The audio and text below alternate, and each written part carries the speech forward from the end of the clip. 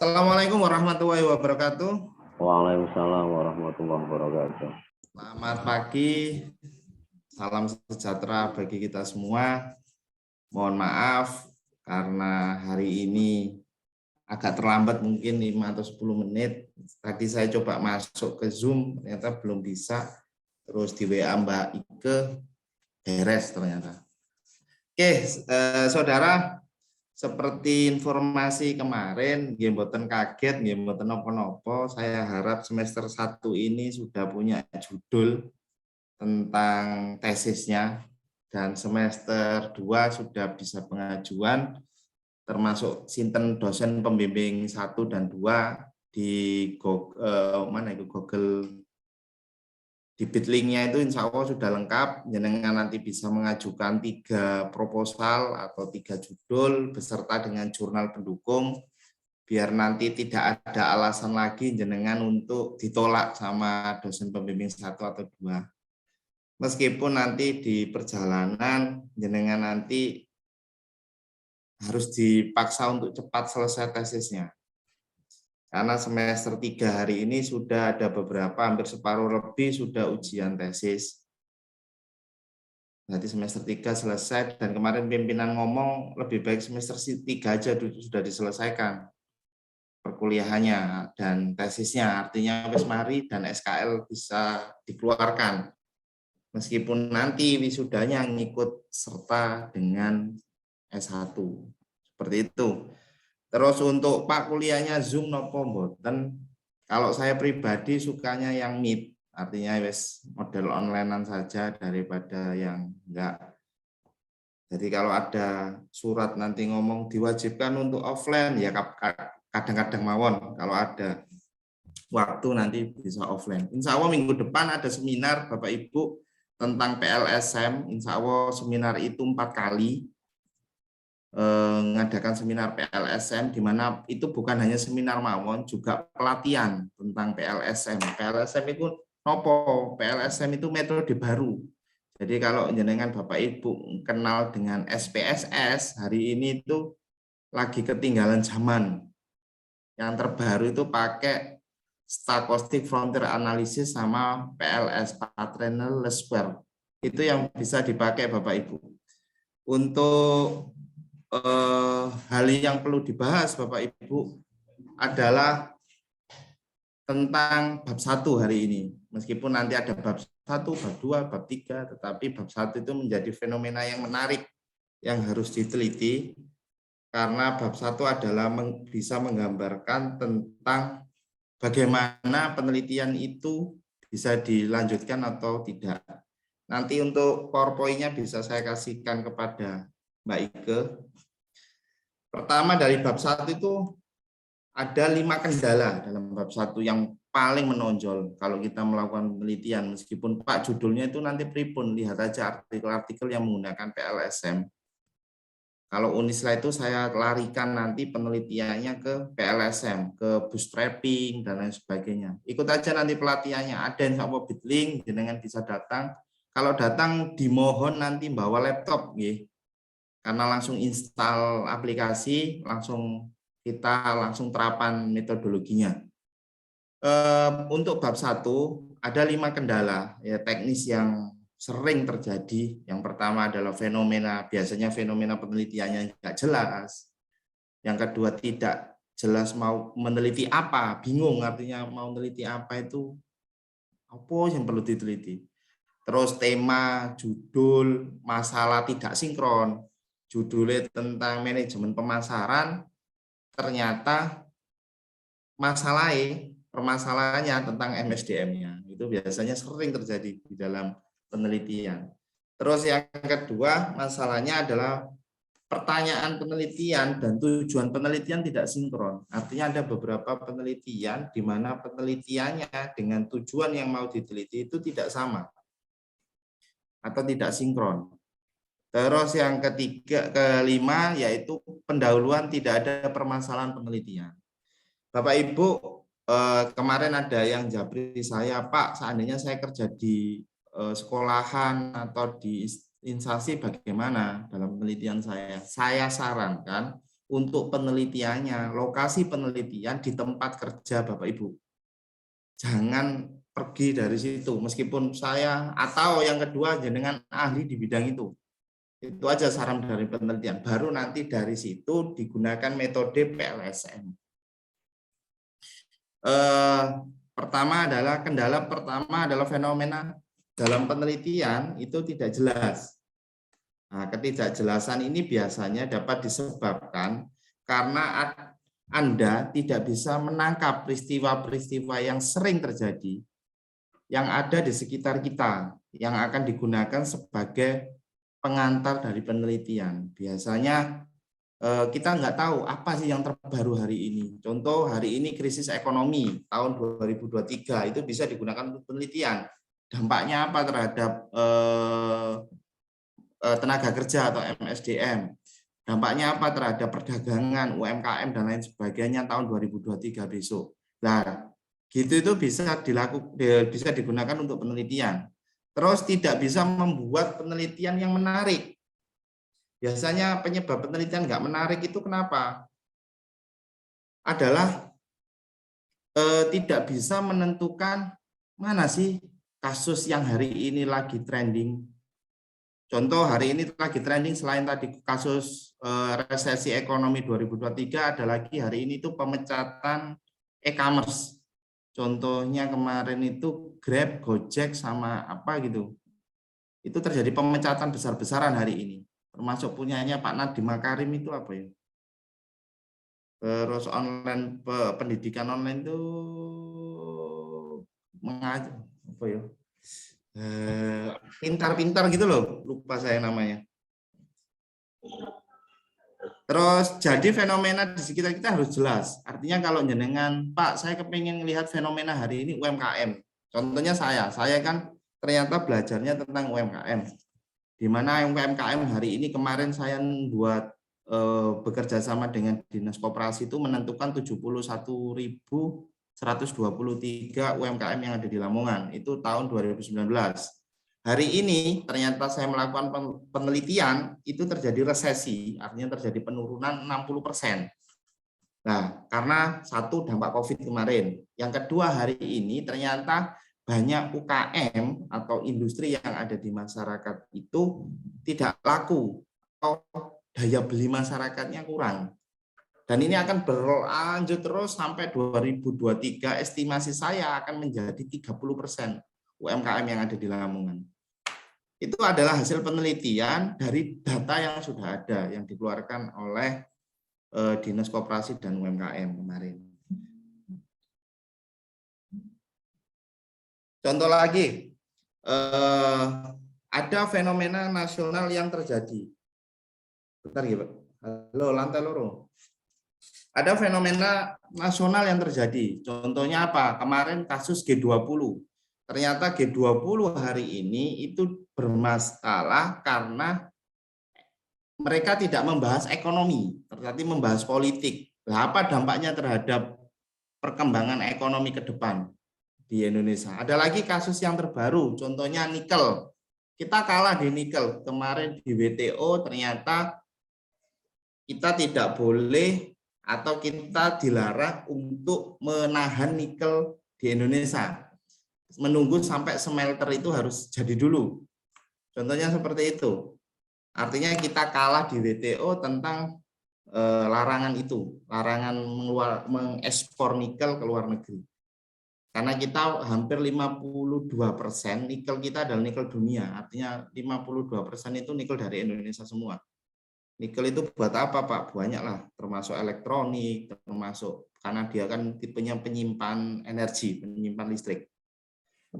Terus kendala yang kedua, tidak jelas mau meneliti apa. Saya ini mau meneliti apa sebenarnya. Kalau saya ahlinya di koperasi, fenomena koperasi hari ini apa? Ternyata koperasi hari ini fenomenanya adalah mau di OJK-kan, Otoritas Jasa Keuangan. Nah, itu bisa dibuatkan fenomena yang terbaru hari ini. Karena kita tahu bahwa koperasi itu kan kalau di OJK-kan aset dan pendapatannya berapa? Harus berapa dan lain sebagainya, undang-undangnya kayak apa dan lain sebagainya. Terus apa dampak ekonomi kalau seandainya, atau apa dampaknya terhadap konsumen jika nanti di OJK-kan? Jangan-jangan koperasi ini disamakan seperti perbankan. Nah itu jangan-jangan seperti itu. Artinya dibuang ke pasar saham, dijual ke pasar saham untuk ekonominya. Terus ini adalah penyebab tidak paham atau belum mengerti akan fenomena yang ada. Nah, ketidakpahaman fenomena yang ada itu berpengaruh besar. Makanya Bapak Ibu, saya sering menyuruh jenengan, mengharap jenengan untuk melakukan penelitian yang di tempat kerja jenengan. Karena sudah merasa kebiasaan, terus yang kedua bisa menjelaskan, dan lain sebagainya. Terus rasa ingin tahu Anda membuat Anda merasa bingung. Kadang-kadang jenengan tambah tahu, tambah bingung. Kepiye cara nyelesaikan, bagaimana cara menyelesaikan, tipenya seperti apa, dan lain sebagainya. Terus usahakan Anda tahu betul apa yang Anda teliti. Nah ini kenapa saya menyuruh, poin ketiga itu kenapa saya menyuruh jenengan harus di lokasi kerja jenengan. Pak, kalau saya nggak kerja gimana? Nah, apa yang jenengan suka tentang ekonomi bisa jenengan teliti di situ. Jika belum paham, bisa melihat dari pengalaman sehari-hari, artikel, jurnal, berita, dan lain-lain. Itu bisa dilakukan. Terus ada lagi, Pak, rumah saya itu daerah Ngimbang, Modo, Sambeng, itu kan ada hutan. Bisa nggak dibuat ekonomi? Bisa, meskipun di situ tanamannya cuma jagung, hortikultur, dan lain sebagainya. Itu bisa dilihat, tapi ingat, jangan pertaniannya yang dilihat, ekonominya yang dilihat. Kalau ekonominya yang dilihat, lihat apanya, Pak? Masyarakat sebelum bisa mengelola hutan dan setelah bisa mengelola hutan. Itu bisa dibuat penelitiannya. Meskipun itu jarang ada. Terus ada lagi di daerah Sambeng. Mungkin saya contohkan, desanya saya lupa. Itu memproduksi minyak kayu putih. Silakan dibuat penelitian di situ. Atau lagi di daerah Sambeng itu juga membuat arang hulu itu. Dibuat penelitian bisa, Pak, bisa. Silakan dilakukan itu. Terus ada lagi pemanfaatan dari hutan. Ditanami tadi jagung dan lain sebagainya, perolehan jagung itu bulan apa dan lain sebagainya, menambah ekonomi berapa persen dari kebiasaan masyarakat sebelum hutan dipakai. Itu adalah jenengan tahu permasalahan. Contoh lagi, ternyata di Lamongan kota, kita anggap Lamongan kabupaten ini, kota yang ada di kecamatan kota ini, masyarakat ternyata milenial itu senang dengan angkringan, suka dengan kopi, suka dengan warkop, dan lain sebagainya. Silakan diteliti. Ternyata kalau ada warkop dan warung yang baru, ternyata orang beralih, pindah. Nah, pindah ini berarti kan menandakan bahwa di dalam penelitian itu nggak loyal dalam satu tempat. Kalau nggak loyal satu tempat, bisa dibuat penelitian yang baru. Terus ada lagi, kita mempunyai sentral pasar ikan terbesar, nggak tahu, kayaknya nomor 1 atau 2 di Jawa Timur itu, pasar ikan kita. Itu bisa diteliti secara ekonomi, hanya lihat satu ikan saja. Contoh ikan apa ya? Ikan bandeng. Itu distribusinya kemana saja. Nah, itu bisa dibuat penelitian. Itu tipe penelitian kualitatif. Kalau ada data BPS mengeluarkan jumlah ikan, nah itu bisa menjadi kuantitatif. Atau Pak, saya kepingin membuat kual ke kuan itu nanti seperti apa? Nanti saya ajari triknya. Terus yang kendala yang ketiga adalah judul masalah tidak sinkron. Biasanya judul sampean ini, contoh ya, saya contohkan koperasi. Judulnya koperasi tentang masalah SDM di koperasi. Ternyata tujuan penelitian dan masalah penelitian tentang keuangan. Nah, itu nggak sinkron. Kalau nggak sinkron kayak gini, salahnya di mana, Pak? Salahnya jenengan tidak memahami tentang judul itu dan mau kemana penelitian itu. Biasanya tema sudah benar, temanya benar. Oh, saya ingin membahas koperasi. Oh, ternyata saya kepingin mengetahui apa sih dampak koperasi hari ini yang mau dibuat atau mau akan ada undang-undang OJK ini, mau dialihkan ke OJK. Judulnya udah benar. Oh, berarti dampak undang-undang OJK terhadap perkoperasian seperti itu. Terus ingat, judul Anda bagian dari topik. Dari judulmu itu sudah benar, tapi topiknya apa? Kadang-kadang kalau kita mau fokus ke OJK berarti Jangan lari ke topik yang lain tentang SDM, marketing, tentang tenaga kerja dan lain sebagainya. Apabila tema Anda judul tepat, bisa juga masalah penelitian beda. Nah, itu biasanya gitu. Judulnya wis bener, masalahnya CJ. Nah, tujuannya tambah CJ mana? Nah, itu biasanya scoring itu. Bikin neliti opo akhirnya. Biasanya apa yang harus dilakukan, Pak? Setelah tahu tema, judul dan masalah penelitian, tujuan penelitian sinkronkan dengan judul. Itu caranya. Setelah tujuan masalah itu sinkron, rumusan masalah juga sinkronkan dengan tema yang ada. Bapak Ibu. Terus, selanjutnya adalah kendala penelitian dan tujuan penelitian tidak sinkron. Kenapa sih Pak kendala ini? Pertanyaan penelitian membahas tentang pengaruh, sedangkan tujuan penelitian menggambarkan. Inilah yang tidak sinkron. Jadi ono pengaruh bla bla bla bla bla bla. Tujuannya adalah menggambarkan opo, itu berarti CC. Biasanya kan ada analisis pengaruh, itu kalau kuantitatif nggih, kita bahas kuantitatif itu biasanya pengaruh, analisis, terus determinasi, deskripsi, ya kayak gitu. Determinasi itu biasanya ada di dalam penelitian kuantitatif. Nah, itu biasanya kalau nggak sinkron, biasanya tujuan sama rumusan masalah itu mendeskripsikan. Nah, jadi salah itu, kalau itu nggak boleh. Yang kedua, cara yang paling mudah dicermati, pertanyaan penelitian, sinkron dengan tujuan penelitian. Artinya kalau jenengan sudah ada kata analisis, pengaruh, determinasi, itu biasanya yang paling sinkron tujuan masalah atau rumusan masalah itu kata-katanya adalah untuk mengetahui X1, X2, Z, dan lain sebagainya, lokasi penelitian, tanda tanya. Biasanya gitu bener. Terus ini ada contoh nomor 3, pertanyaan penelitian pengaruh. Nah, kalau ada pengaruh, yang nomor 3 itu poinnya, contoh ya, kalau ada kata pengaruh, analisis, dan lain sebagainya, mesti jawabannya tujuan penelitian untuk mengetahui. Tanpa pertanyaan, itu tujuan penelitian. Kalau rumusan masalah adalah mengetahui apa gitu, tanda tanya. Seperti ini. Ini contoh nomor poin ketiga. Jadi kalau ada ngomong analisis dan lain sebagainya, pasti nanti tujuan penelitian untuk mengetahui. Terus yang kelima terakhir adalah tidak ada permasalahan penelitian. Wah, masalah kok ono, Pak.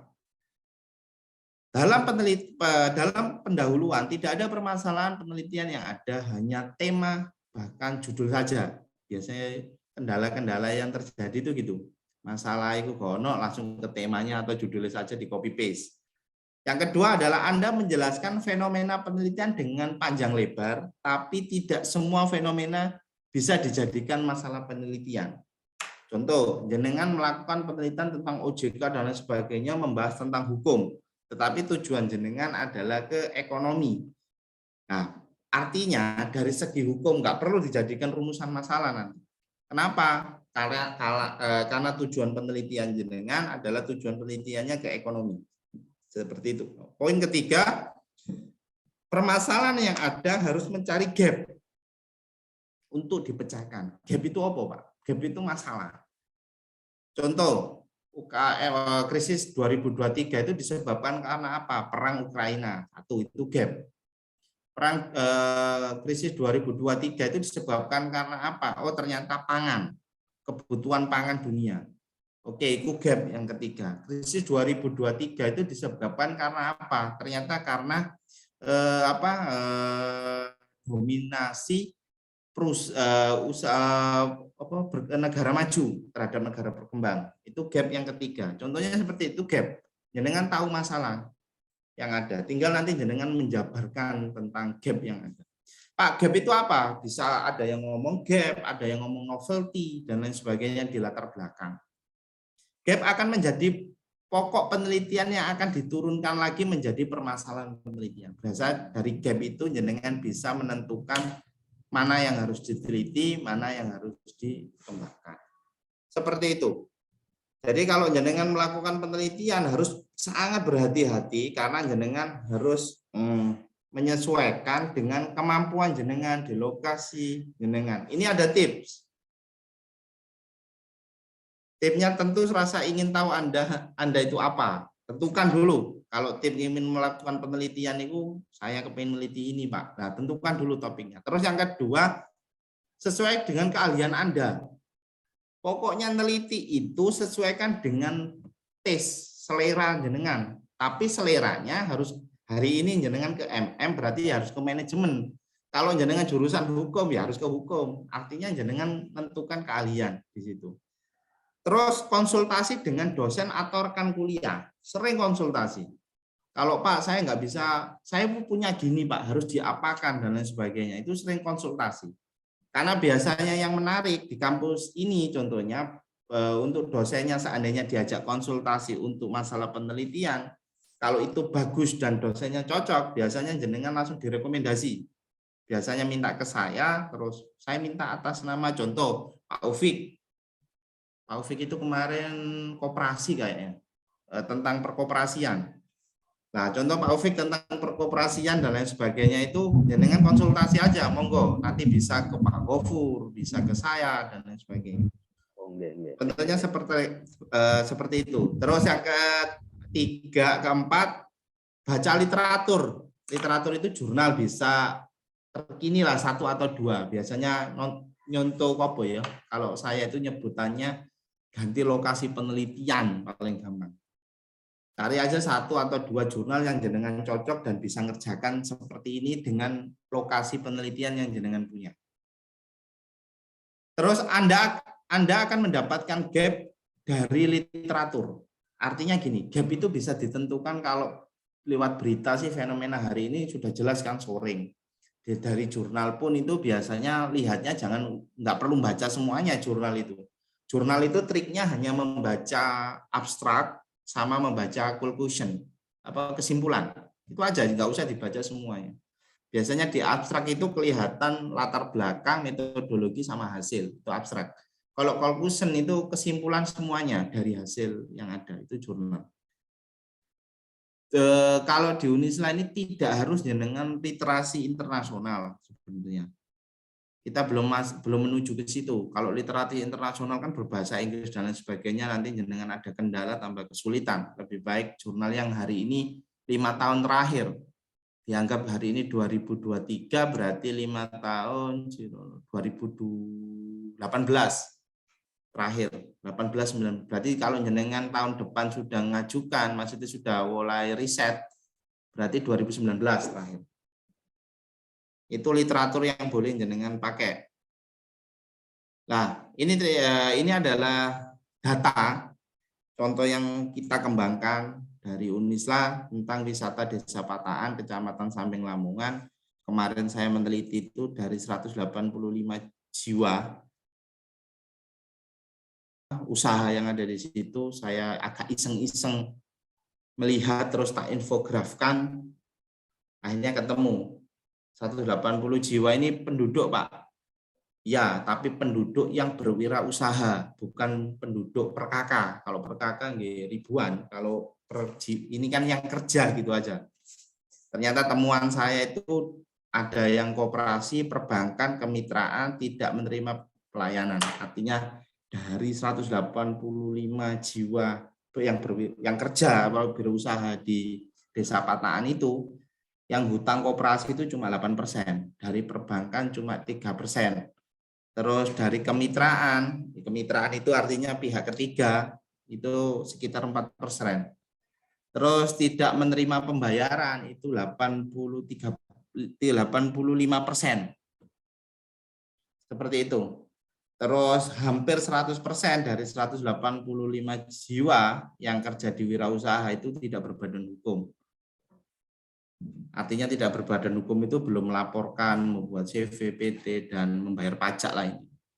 Terus di situ ternyata untuk usahanya yang kerja di sawah 1%, perdagangan kaki 5. Sawah itu artinya mereka jualan, bukan jadi petani, tetapi jualan sektor sawah, biasanya tengkulak ya.